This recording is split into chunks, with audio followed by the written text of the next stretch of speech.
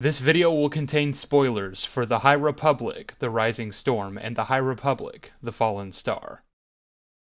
In the most recent novel set in the High Republic era, we witness the destruction of Starlight Beacon at the hands of the Nile, as well as the death of several prominent characters, most notably Stellan Gios. But one thing that continues to remain a mystery to both readers and characters alike is what exactly are the creatures turning even the most valiant and courageous Jedi into nothing but lifeless husks. Not much is known about them except that they have the ability to distort the Force so that even Jedi Masters have difficulty connecting to it, and they're also capable of instilling fear into even the most stalwart of Jedi. The first time we see one of these creatures is when Marchion Ro traveled to the planet Ryston, setting it free from the ice under which it had been trapped for an unknown period of time. After the disastrous Republic fair on Valo, where several hundred innocent people were killed in a Nile attack, the Jedi managed to track their assailants back to their current home base on Gryzel, where a battle broke out. It was during this battle that Ro unleashed the beast, known simply as the Great Leveler, and it turned Jedi Master Loden Greatstorm into a husk, before he ultimately crumbled to dust. After the devastation on Gryzel, Stellan Gios recruited Jedi Master Emmerich Kafter to investigate Loden's demise, and he quickly discovered a connection between the Leveler and an old nursery rhyme that he and Stellan recalled having been sung to them as younglings. The song went as follows: Shri Kare Kare, we're coming to take you away.